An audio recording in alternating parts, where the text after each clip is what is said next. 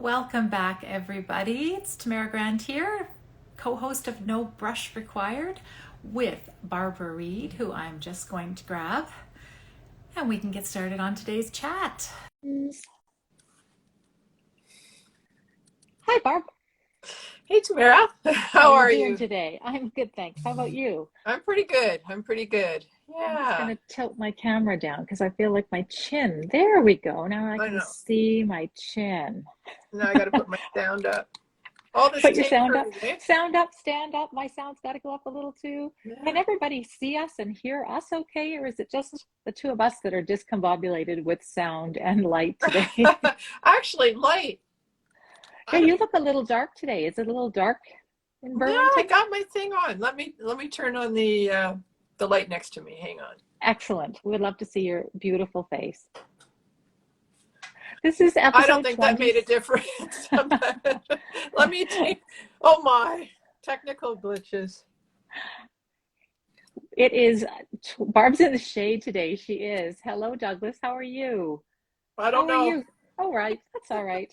Maybe my light's too bright and it's making you look in shadow. I don't know what it Maybe. is today. I've got my light ring on. I've got like lights on. Oh, Oh well. brother. Yeah, what a week it's been. You've got that right. Yeah, Yeah, for the world, for the yeah. world. And I think we need to acknowledge that, Hmm. just kind of as, people who are very fortunate to live in a country where we don't experience this firsthand, but we are witnessing a war going on We via are. the airwaves. And, I think for a lot of artists, especially, we're so sensitive and attuned to that. And I know a lot of people on social media in the last few days have just felt mixed feelings about posting their art and other Hmm. things that they're working on, sort of the lightheartedness of the whole artistic process. And I don't know what people's thoughts are. Maybe you can add your comments, but my feeling is, you know, there's always going to be a place for art. Always Hmm. has been a place, always will be a Hmm. place for art. And we need to keep creating as artists. So I don't know, you can disagree with me, agree with me. How do you feel about that? Just something to Well, think about. for a lot of us, it's how we process what's going on in the Yeah, world too. true. There are active ways to participate, and I've seen lots of those online. I've seen Hmm. fundraisers, I've seen people sending money to the Red Cross. Yeah. Um, there's all sorts of legitimate and impactful ways that Hmm. one can participate. But we also have to take care of how we're feeling, and for a lot of artists, that's creating art. That's Hmm. that's pouring out those feelings into something that means something to us and maybe to the rest of the world, or maybe not.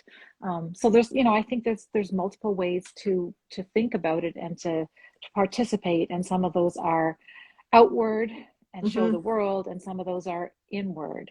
Hmm. Um, yeah, I agree. My art feels futile this week. Yeah, I haven't been producing this week at all. I've been very, very stuck in my own art practice, and I think that's probably why. Okay. Weirdly, I actually was listening to the news while I painted these two totems behind me. So there's something about, I guess that was my way of dealing with the stress of hearing all the updates, and then just painting my way through it. Hmm. So yeah, you're right. Everybody is going to be different about how they Hmm. process. Yeah. And Um, and we didn't want to not touch on it. We didn't want to just, go on our merry way, mm, and it sounds very tone deaf. It feels very tone deaf. for sure. But that being said, there's still a place for us to be a community and to come together and to talk about these things and to share art and art making. And I think that's what we've decided to do today, to go to Yeah. carry on with our planned conversation. We have a guest artist today who many of you will know. Her name is Sue Johnson, and I'm just going to grab her. She is a UK based artist. She's got an interesting story because Mhm. she hasn't always been a fine artist and a collage maker and a painter. She had a previous career. There she is. Welcome, Hello, Sue. Sue. How are you? I'm okay, thanks. Yeah, I'm fine. I'm glad you said those few words. That's Mhm. really good. Yeah. Hmm. has to be acknowledged. Yeah. Yeah. It does. It does. Did you want to add anything, or do you want to? Did we cover it? I think you covered it really. I think we've all been feeling it this week. I haven't been very productive. I put a post on Friday onto Instagram, but it was a post more about being grateful and, you know, just having just been, yeah, so thankful to be able to still create art while all this, you know, awful mayhem and, you know, terrible stuff is going on that not far from us, you know. So but yeah, I think it's great that a lot of artists have come together and they're doing fundraisers, and that's really nice to see. And you know, Alice Sheridan put a link up to Red Cross on Friday.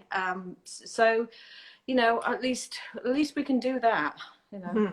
Yeah. But you're right. It's a reminder to be grateful for what we have and what we're able to do. And I'm so conscious of that. If you know, some little thing is switched in me, for sure it's that. Even when I'm preparing a meal, I'm thinking, I'm able to prepare a meal in the safety of my kitchen. And then I'm able to go to bed in a warm and cozy room, and I'm safe. So it's just building that awareness, but being grateful for what we've got, expressing gratitude. Yeah. Absolutely. Well, we're grateful to have you here with us today. And we have to do a quick happy birthday shout out. Sue told me that she's a leap baby. So she had a birthday yesterday and she has a birthday today. Is that true? Yeah, it is. Yeah, there's quite a few of us around actually. You know, when you start asking. But yes, I'm a leap year baby, which is quite useful when you get to my age. So I only have them every 4 years, and this year it's not a proper one, so that's fine. So yeah, I'm still a teenager. So lucky you. I'm way behind you lot. You sure are. Oh, I love that. No. Well, I've got I was in your website and I printed off your bio. I guess it's your bio. It was on your homepage talking about some of your really cool background information. So I know we'd love to hear more about that and sort of the other career that you had before becoming a full-time artist. Yeah. I mean, it does feel like a second career to me. I originally trained as a textile designer. I went to Liverpool College of Art. I always knew I wanted to do something with art. I love painting, drawing, screen printing. I mean, this was all pre-digital, obviously. And we were actually taught by a fine artist. So we were given a lot of freedom. You know, it wasn't a vocational course where you were instructed on how to be a textile designer. You found your own way. So that was great. You know, we did photography, you know, we did a little bit of fashion. But the emphasis was on, I chose to do printed textile design. So after I left Liverpool, we had a show in London, and I started working with a furnishing company as a freelance designer. And that's usually how design studios work. There's a stable of designers, but they have freelance designers to add variety to the collection and, you know, kind of bring a bit of, you know, new blood into things. And yeah, so, you know, I started with furnishings, but I've also designed for many years for fashion. So it's the printed patterns on the clothes. That's what I was designing for. So how did you create them? So if it was pre-digital, they're done on paper, they're done on the fabric themselves? I'm just curious. I have no idea.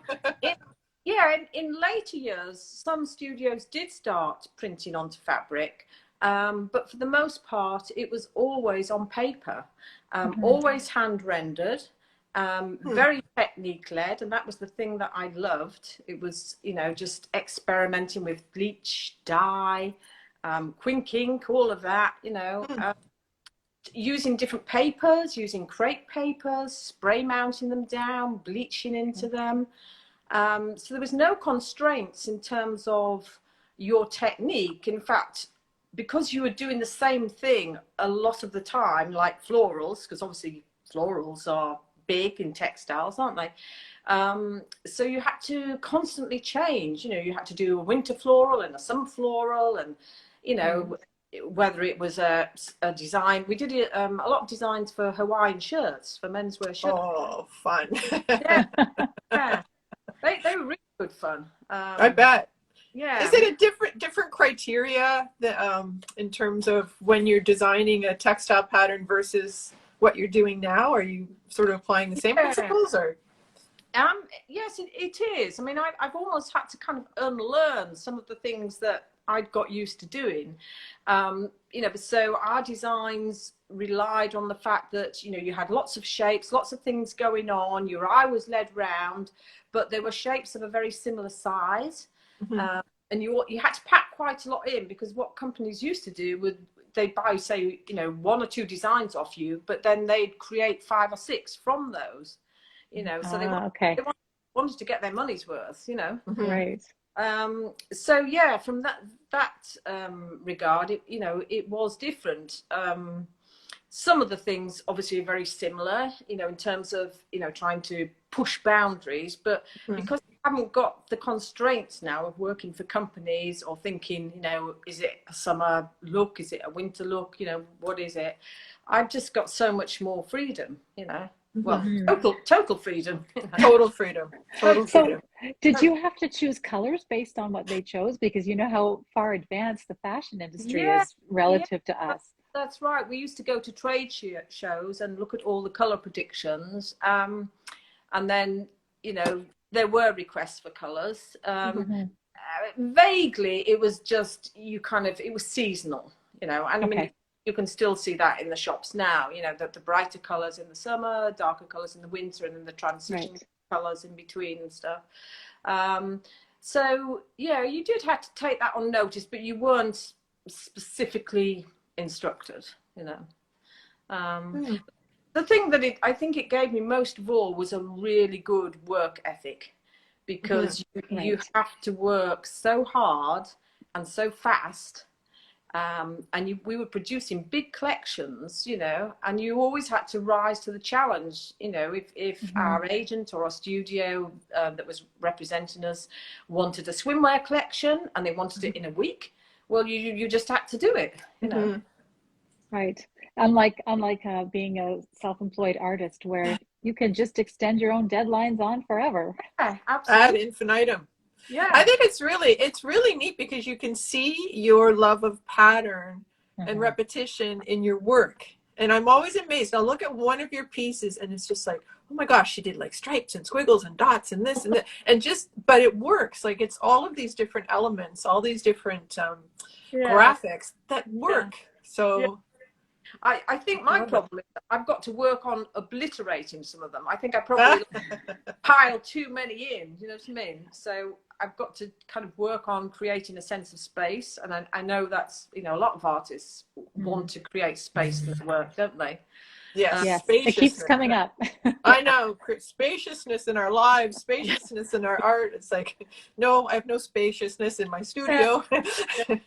Well, I'm very good at filling in spaces in between. I'll put it there and then I'll think, oh no, I need that one in there. But the thing is that when you're used to designing for textiles or wallpaper or whatever, you don't want one huge shape and then one little shape. Yeah.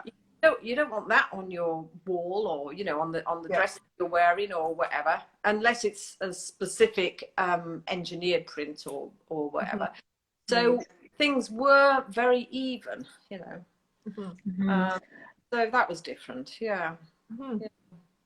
And I noticed one of the things I love the most about your work, probably because this is what I crave most in my own, besides space, is you are just the queen of neutrals. You know how to use neutrals to make those other colors pop. And it's incredible. I mean, is that something that you learned in your previous career? I'm just trying to think it. Yeah, it's funny that, and I think I've been more aware of it recently. And I often look in my wardrobe as well, and there'll be a whole load of neutrals, and then some bright orange pops or some blue or whatever. Because I think it's true. I think we buy what we like, and we use those colours in our art.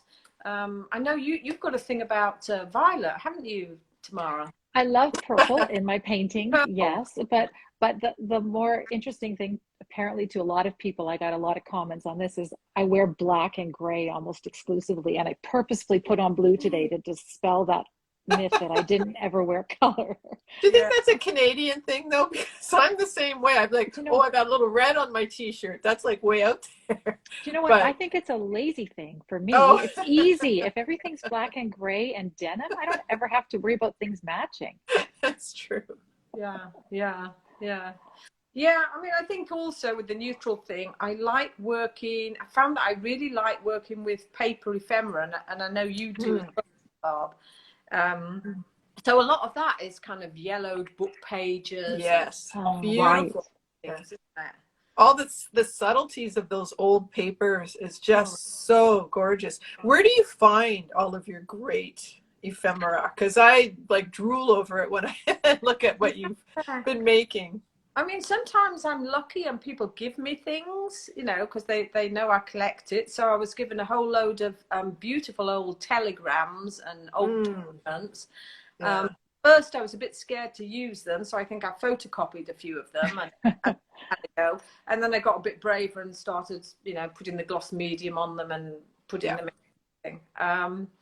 But the women in the charity shops in our little town, I have been in and asked them, and it's actually quite sad because you know, sometimes they've taken me to the back of the shop and there's whole bags and boxes, and these old yellowed books, they're just be pulped and they, you know, or weighed in some way. They won't put them on the shelves, and they're all the ones that I want, you know. Yeah. Well, I've had the same experience here. You know, we have a great used bookstore downtown, and all of my favorite books and things that I've nabbed from him, he got out of the basement and nobody was looking at them. He just like threw them in the basement because they were so old and they were falling apart. And I thought, that's perfect. Yeah. You want something that's falling apart. You know, it's like excavating a archaeological ruin. It's great. Yeah. Yeah. No, I do. I love them, and I don't really use text in my work in a purposeful way, but sometimes just randomly, you know, it kind of happens. You might cut out a shape and there'll be such a kind of, I don't know, very important little bit of text that somehow just seems appropriate for the piece, you know. So that's good. And I also think that, I don't know, collage pieces, they often have their own character. They kind of follow you around. I don't know if you find that, you know, that you're doing a clear up and there'll be like a few pieces left on your table as if they or stuck to you. They're very they're like, you know, choose me, you know, let me be used, kind of thing, you know. I think my philosophy too is if it ends up in the artwork, it was meant to be there. And sometimes I won't even notice a word or a fragment of a word until I'm done. And then I'll look at it and go, oh my God, that's perfect. I could not have selected that. And it adds to the character of the piece. Yeah, I think so. Yeah.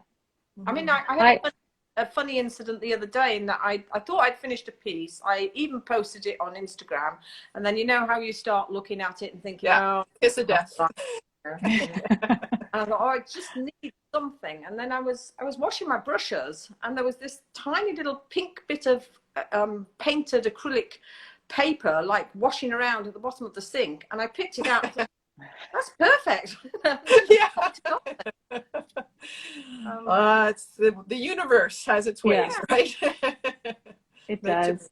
I'm still obsessed with that polka dot paper that I had from Sue Bulmer, and I've used the very last bit of it. And I went on Zazzle and I tried to find some on Zazzle, but you know, sometimes you get that pattern. There's a certain piece that you just love, and it has to be in everything for a while. Hopefully, the obsession goes away before you finish with the paper. But yeah, I mean, I would like to incorporate some of my old designs, or I've done it a little bit. But the thing is that because we were working, you know, in such varied ways, like sometimes we were drawing palm trees, sometimes we were doing little geometrics, that I think it might be quite hard to use them. But I have a stack of old designs that, you know, obviously there's no copyright problems with them at all. They're ours, you know, I can do whatever I want with them. And stitch, I mean, some of them 20 years, so there's no reason why I can't, you know, that's put a bit of fixative on and you know, thanks, Sue. cut them up. Sue's going to send me more polka dots. I'm excited. Is she? That's so nice. Oh, thank you so much. You can kind of see even more of your textile background. I know we keep talking about that, but I think we're both quite fascinated with it. But you can see it in not just your abstract work, but then you'll sometimes go and do these representational pieces that have this lovely, I don't know, I don't want to say retro, but there's just a look about them, a feel about them. Even the palette that you use often for those pieces where you do these florals and a vase, and there's just something so familiar about them and so different too at the same time. So I love those. Yeah. So what are you working on right now? Do you want to share with us? Oh, we can't hear. We've lost your volume.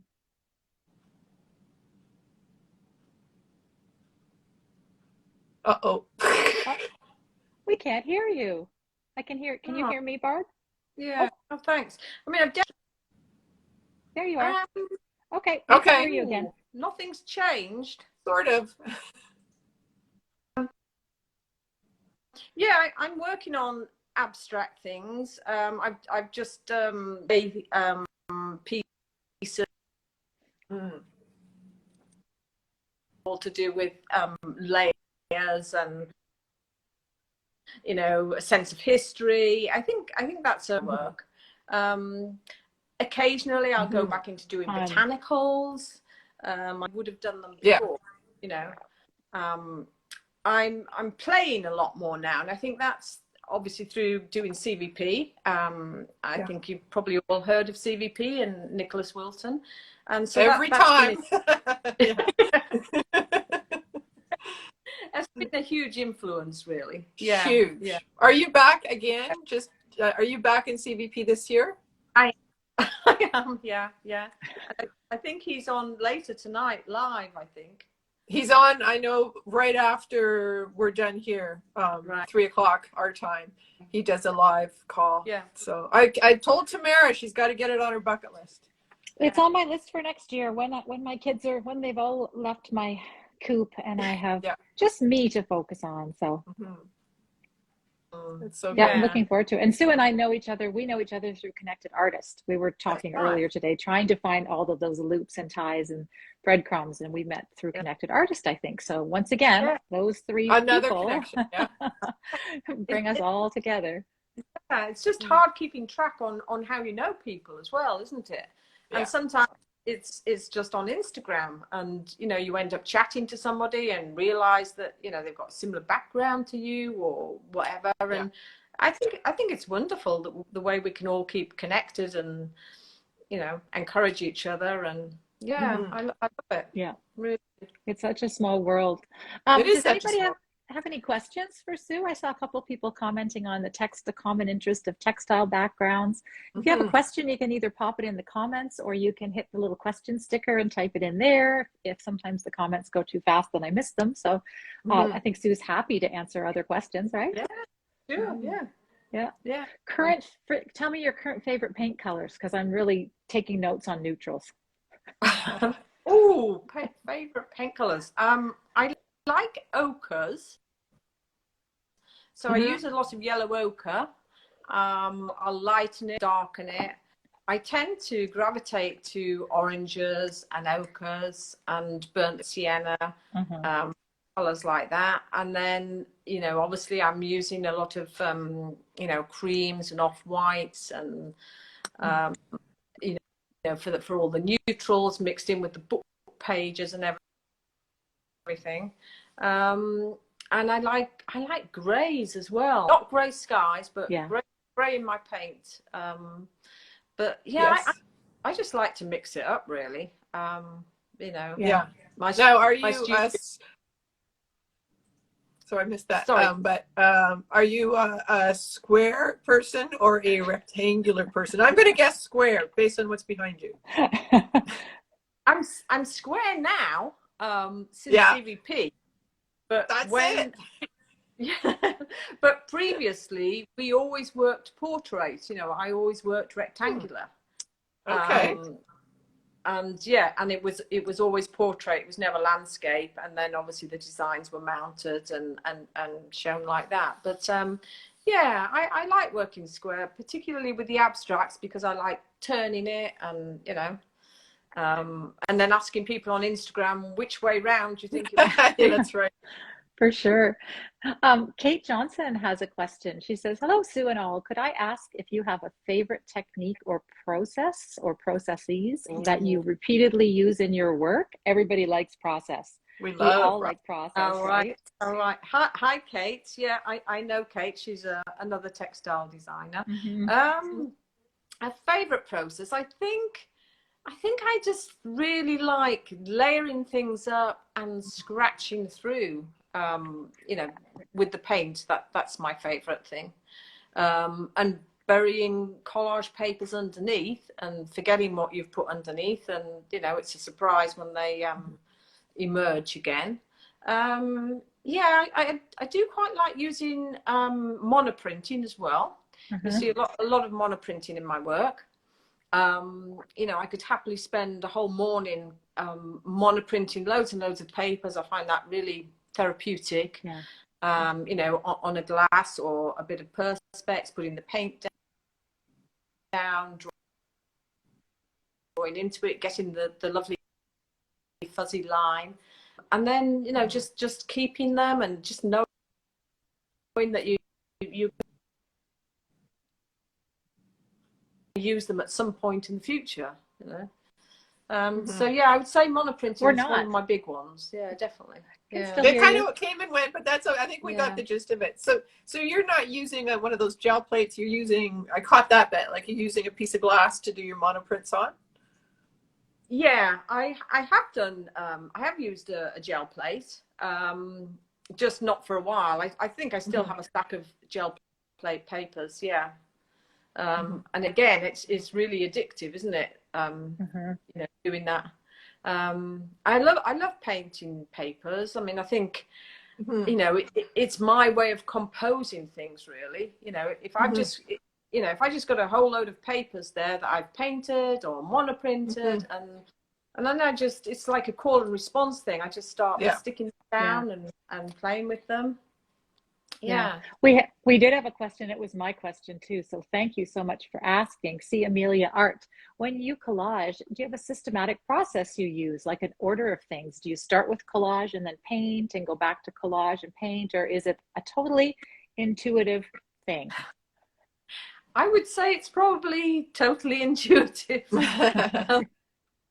When, you know, in previous years, because I've always used a lot of collage, I was very organized about it, and I'd stick the pieces down, and I'd sometimes even photograph them, you know, so that when I did the final repositioning, I knew where they had to go and everything.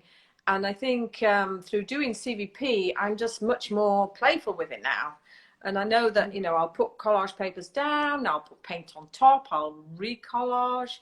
I kind of don't care anymore, which is really nice, you know. Except if you've got some favorite pieces of collage that you don't want them to get buried, do you? Yes, well, that's actually what I was. Your comment about taking a photograph was brilliant, because what usually happens with me is I'll put my pieces of collage down and then I come back to it and I can't remember where that pop of red was.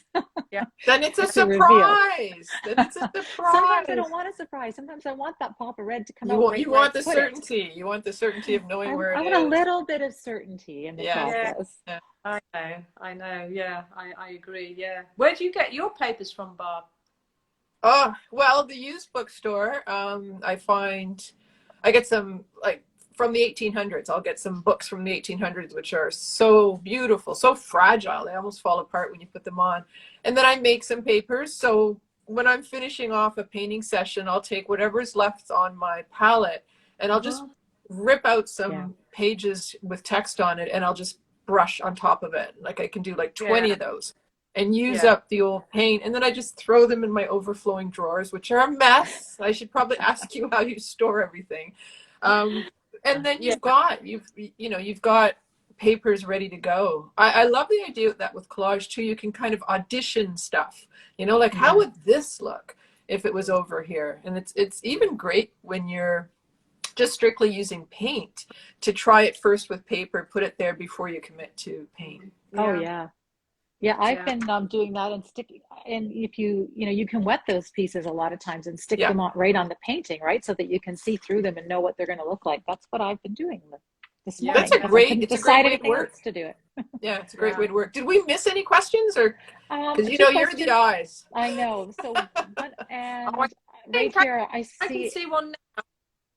yeah, Yeah, it's asking me how many times have I done CVP? I've done CVP yeah. twice. Yeah. Yeah. Right. So we're asking, somebody's asking Amelia again, she's heard about CVP everywhere. Yes. Everywhere. We don't want this live to turn into a commercial because we did have Nicholas Wilton on Yeah. 2 or 3 weeks ago to talk about CVP and his workshop. So I guess people are asking what your big take homes were from CVP. Trying to find out what lights me up, I guess. And I mean that's a phrase that if she watches your session with Nick, I'm sure he'll have used that phrase a lot. Because the thing is, when you're a designer, you don't really have your own voice. You know, you've got to be incredibly versatile all the time. So it took me a Right. little while to really tap into what is it that I really like, that I really want to concentrate on. You know, because for so many years I've been, you know, not really, you know, I've been doing what other people wanted me to do. Yeah. So it's that, it's kind of, you know, a sense of, well, what is it that you want to be involved with? So that, and the whole playful thing, the kind of just setting off, not knowing what's going to happen, having lovely surprises, all of that. Yeah. It feels different, doesn't it? Like, when you're doing something and it's almost, I don't want to say magic because that sounds very woo-woo, but there is a feeling that happens when you're doing something and it really is exactly what lights you up. And almost the second you think it, it's like, phew, that moment's passed. But that's the one thing in CVP. He's like, you want more of that. You want to figure out what it is so that you can just create more of it. Did we miss a question, or was that a I see the lines, but they just look like lines to me. There was also just a comment about how making lots of collage papers and then never using them or not knowing what to do with them. Yes, Send them here. The act of making the collage papers and the painting or putting them in something, those are two completely different pastimes. Yeah, they are. But often I find, you know, if time is short and I haven't got time to get loads of paint out or whatever, I'll just work in a little sketchbook. I've got this little sketchbook here. Ooh, and love it. Nice. I just do some tiny little things. I don't know if you can see it. And basically I'll just rummage around and, you know, start sticking things down and, you know, just being like really playful with it. Yeah. And then just bits of paper on tissue, or, I mean, the other thing I really like is bits of envelope. I think that one came through the letterbox this morning, but, you know, the idea that you're kind of repurposing things. I like that idea as well. Yeah. Yes. I find lots of times little shops like stationery shops or, you know, little specialty gift shops, they'll have very interesting packaging. Their paper bags will have cool patterns on them, or they'll have an interesting tissue that they use. So I hold on to all of that stuff. It can be quite interesting and different than anything that you'd find at a, you know, to buy properly or that you think to make yourself. You almost feel like you have to become a pack rat when you get into collage. And I'm the same way. It's like everything is fair game. And it's just my problem is stashing it all. Like it's just, it's a mess. Yeah. But Sue, I have a question for you, Sue. So do you ever use textiles in your collage? And I'm asking this because I'm a knitter and I have bins and bins of beautiful yarns, and I used to quilt, and I have stacks and stacks of fat quarters, which are the small sampled fabrics. Yeah, I've thought about it, but I haven't done it yet. I mean, it's definitely, you know, crossed my mind. I've had kind of odd threads from, say, the spines of old books or things like that, but I've never actually tried to incorporate fabric. I thought thought it might work better on, say, loose canvas, possibly, if you're working on, you know, Yes. on You a could. canvas that's not I've seen on a, that you know, recently. not on Some stretcher of the bars or artists that whatever, I follow are starting to sew sections onto their paintings. And I Right. thought that was I had so, something on my vision board. I can't remember who sent it to me. That yes, she stitched yeah, onto paper, not onto Yeah. fabric, but onto yeah, paper. That was Yeah. really interesting. Yeah, yeah, I've it done just a gives lot it a of different look. stitching on paper in the past, you know, and I Hmm. really like that idea. Yeah. Yeah, that's good. Yeah, yeah, I've, that's I've done I've done a bit of fabric collage just on the cover of an art journal, because all my art journals usually use my tape that I've used to tape around the edges of paper or whatever, and then I'll take those pieces and I'll put them on the cover of the journal. But one of my journals, I actually did cut up some little bits of different interesting fabrics and Hmm. collaged onto it. And it's just I think you have to figure out how you're going to do it and what medium is going to work best for holding it in place. And I haven't tried painting on it. I don't know what would happen if I would paint on it. So. yeah, Well, it's thicker yeah. too. It disrupts the surface, right? At least Mhm. with paper, you can almost get everything in the same place, but Right. fabric, I don't know. But it makes you want to touch it. I mean, Yes. it's very thin fabric. It's really tactile, right? So if you're Yeah. interested in creating something that's more touchable, there you go. But Mhm. sorry, that was an aside. That was just something that popped That's in my what we head. do. That's We what we do. meander. Hey, Sue, have you started on your inspiration board? And if you have, has anything changed for you?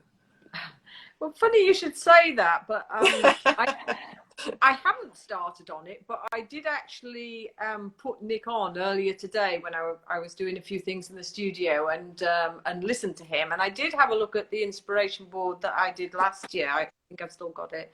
And Yeah. I was thinking, actually, I'm not sure that much has changed. Mm-hmm.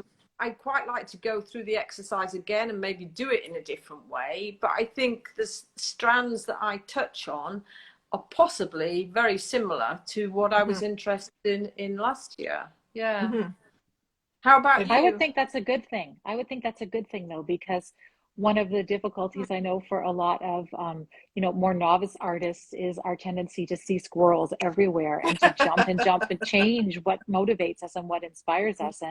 And if the goal is to get deeper and really settle into something and make progress and investigate it, having those same ideals for longer than a week is probably a good thing. Do you Yeah. find I know with the last time I did it, I looked at my own work and used my paintings, sort of components of my paintings as my sources of inspiration. So as you were saying, Tamara, you're going from like big things to like, oh, I love sunrises and I love, rocks, and to all of a sudden you're getting really honing in on things like I love edges, I love transitions, I love the way, colors interact. Very, very specific. I think that's where mine is heading in terms of inspiration. I still love sunrises and sunsets and all that, but yeah.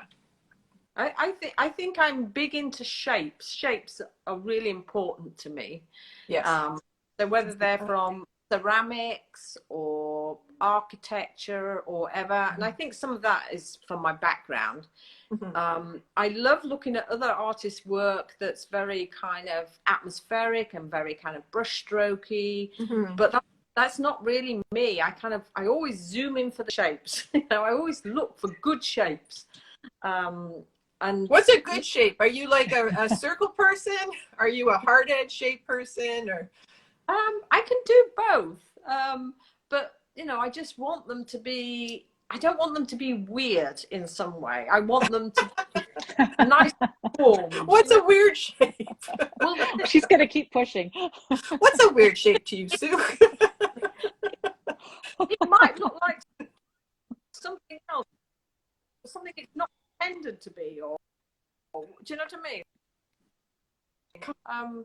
So yeah, and maybe that is just my preoccupation with shapes like circles, other, but they don't necessarily have to be hard edged. I mean, I love torn edges and frayed edges and things like that. But there has to be, I don't know. I suppose there has to be edges of some sort. I love edges. Oh, I love edges. Yeah. Yeah. Yeah, definitely. Yeah. I love talking about sort of what we all see when we're, like I'm kind of laughing because you said you don't like weird shapes, but what's weird to you might be somebody else's cup of tea, right? Yeah. So anyways, Yeah. it's just the way I see it. Yeah, I hear you. Yeah. I'm afraid to talk about what shapes I like now because Barb might think they're weird. None of your shapes are weird. I love it when you get those straight, precise edges in there. Going back to some of that. I love that. Joanne was a little inspiring to me to get back to some of that. So. Oh, well, excuse me. Do you want to see the tape? I had Yes. Oh, that's my big Beautiful. pile of tape. After we had Joanne, who was like the queen of straight lines. Oh my goodness. But there's something so satisfying about making those edges. Oh. yeah. But I like those only when there's the other irregular with them. Has to be something wild. I like the straight, and then I like a blur on that straight bit somewhere because it can't be perfect. No. Yeah. There's got to be that craziness. Oh, Joanne's there. Hi, Joanne. What do you think, Joanne? I actually had, I'll show you again. Roman went to Home Depot and called me from there. So I've got some different ones to try. This yellow one, a purple one. I got my frog tape. We'll see. Stay tuned. Sounds like fun. It's going to be a fun week. Yeah. All right. Do we have any more questions for Sue? We're at about 20 to almost quarter to 12. Yeah. Well, this has been great. Okay. I love picking your brain. And if you ever feel you have too much collage material, just put it in a box and ship it off here. I'll pay shipping. That's all right. Yeah, I mean, I think that's a lovely idea that, we can do collage swaps. I've done that with a few other artists as well. I love old dress patterns. I've got a lot of those at the moment. Yeah. Mm-hmm. Nice. I don't have any. I'd love some. I have an old knitting magazine that I was given that I used that was just incredible from the old 1950s, but the fonts were interesting, and the images of the women wearing the clothing in black and white were really interesting. So that piece is undone. It's unfinished. That piece needs to get finished.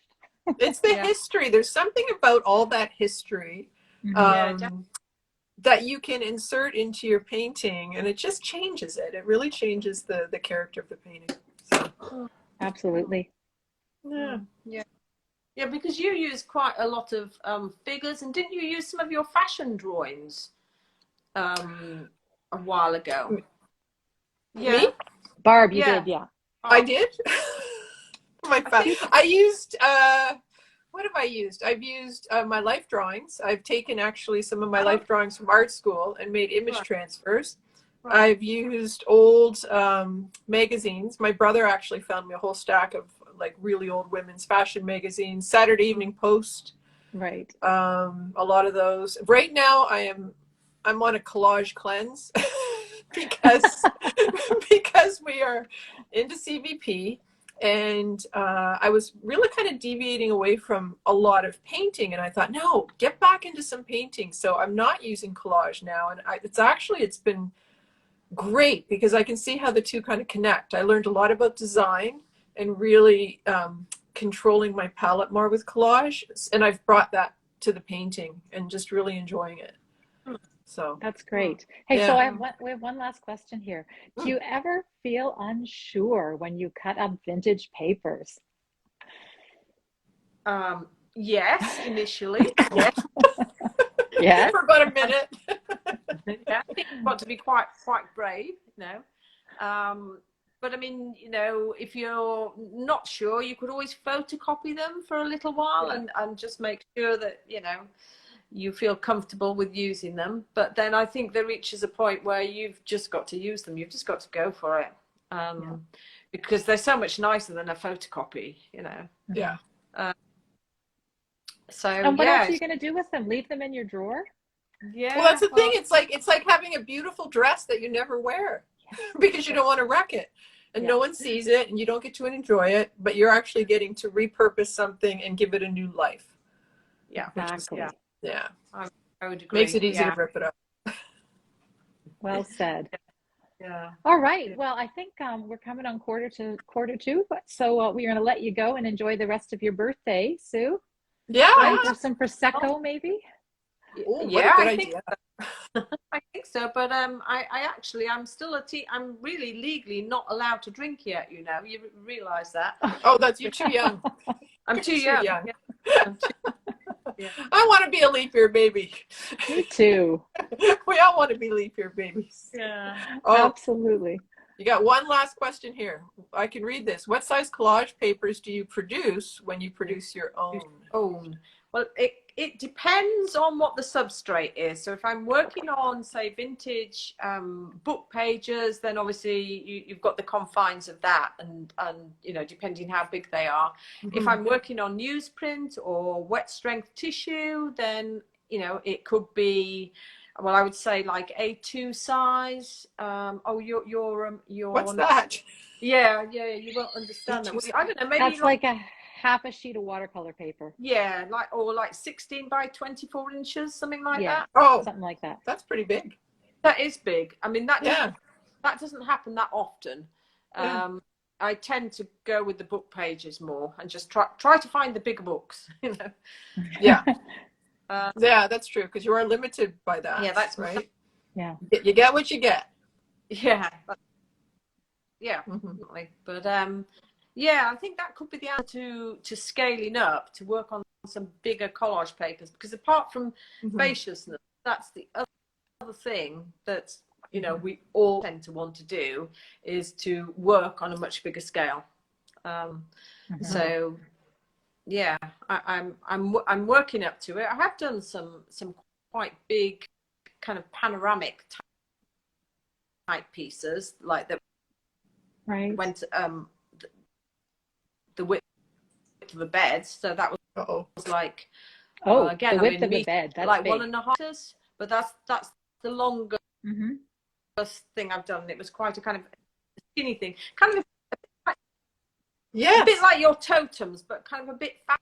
It is, because I mean we've laughed about this before. I really I have a fear of rectangles, rectangular substrates. And then Tamara said, "You know, your totem panels are rectangles." I said, "No, they're not. They're a bunch of squares stacked up." And there is something very manageable. By the way, I have 72-inch long totem panels waiting to go. Wow. It's just a bunch of squares, and then I'm sticking to that story. Absolutely. Yeah. That's great. That's a good way to think about it. Yeah. Well, thanks so much for being with us today, Sue, and thank you guys, everybody who's watching live, and all your comments and happy birthdays and feedback. It's been great. Yeah. So much fun talking art, eh? It is. I mean, if anybody wants to ask me anything, you know, you can send me a DM on Instagram. You know, we all share information. I don't mind. You know. Oh yeah. Absolutely. Yeah. We are a sharing community. I will put Sue's her Instagram handle in the show notes, as well as a couple of things that we talked about today. So you guys can catch it on the replay. We'll put that replay up and you'll be able to see it where you can usually see it. We'll share it all over. Great. Okay. All right. Thanks so much, guys. Enjoy the rest Cheers, of your everybody. day. Bye. Bye. Have a good week. Bye-bye. You too. Bye-bye.